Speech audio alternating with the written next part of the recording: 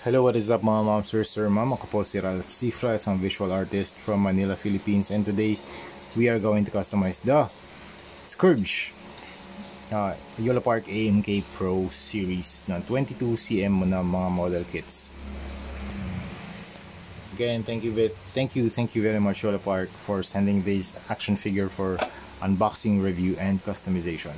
So first, meron na rin tayong review nito, so check out my previous video for that. Ang i-customize lang natin dito, this base and dark blade. That's it. Kasi grabe, parang custom repainted na tong action figure or collectible. Wala na akong gagawin dito. This is very nice to look at. Grabe, ang ganda ng repaint project na, or ang ganda ng paint application na ginawa ni Yolo Park for this Scourge. You have the level of weathering, you have the washes, you have orange wash, brown wash, silver na dry brushing, silver na sponging technique. It's very cool. So focus na ako sa ganda ng repaint nila. Ang ganda ng paint application pala nila, so hindi siya repaint. So ako nag-isip ng repaint project for this. So this one, the dark blade, din yung gagawin natin.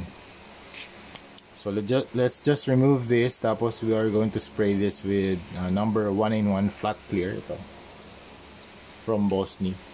Tapos dry brush lang natin to with orange, yellow, and white, and that's it. Tapos ito naman, flat clear lang din yung primer natin. Tapos let's wash this with black and then dry brush with gunmetal or steel maybe, and then yeah, we can sign this here. Yeah. And then yun na, tapos na rin. Ganun lang yung gagawin natin for the Scourge project.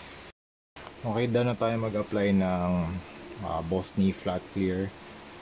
Now we are going to apply black wash dito sa base para magkaroon siya ng darker hue. After ng wash, we are going to dry brush this using dito, gunmetal na paint. Okay. So for the wash, lang gagawin natin. Mag-apply lang tayo ng black wash over it. So you don't need to worry about the details. Tapos yung excess niya, pag natuyo na, pwede nyo nang wipe off using a cloth. Yan. Tapos yung next process, dry brushing na tayo. Dadrag lang natin yung paint across the surface para magkaroon ng additional highlights, weathering, and emphasis dun sa base sculpt. Mag-add na rin tayo ng konting gold na paint for ilang segment, for some parts dito sa base, like here, okay, para lang magkaroon ng additional contrast. Tapos para dito sa mga vents or sa mga honeycomb patterns, maybe we can use this metallic violet. Yan, tapos ito metallic, yung mga honeycomb patterns, metallic violet naman yung color na i-apply natin. Yan, tapos dito naman sa kanyang dark blade, we are going to use white. So puro dry brush yung process natin dito. White muna, and then we have orange, tapos lemon yellow, and then fluorescent yellow. Okay, so start tayo dun sa tip, tapos brush natin away from the blade.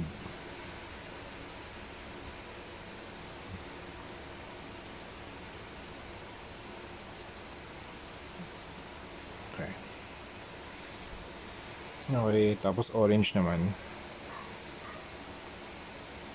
So ganoon din yung process, start dun sa blade, then we'll work our way downwards or away from the blade.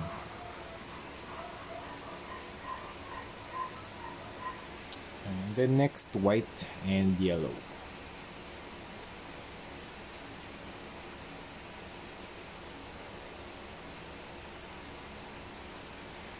And then finally white.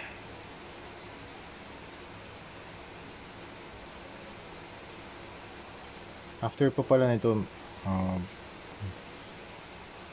pwede pa pala tayo mag-apply ng fluorescent yellow.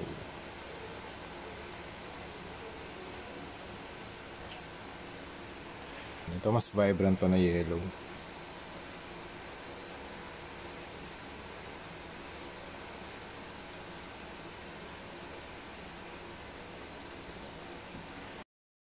Alright, so done na tayo sa ating project. It's a very quick project for the AMK Pro Scourge. Binigay ni Yolo Park sa atin. Thank you very much, Yolo Park. Ito na yung Dark Blade. Equip na natin kay...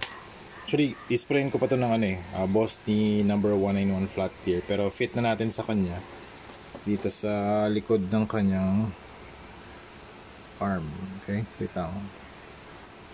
Okay, something like this. Okay. Yan. Again, if you want to watch the review, meron akong review nito sa aking channel. Yun yung previous video natin. Kaya, yun. Kung gusto niyo makita yung ating unboxing and review, click nyo lang yung video sa ating YouTube channel. Ayan, grabe. Ganda talaga ng Yolo Park na to. Para siyang custom painted na na collectible. So yun mga ma'am sir, nalagyan na natin siya ng glow.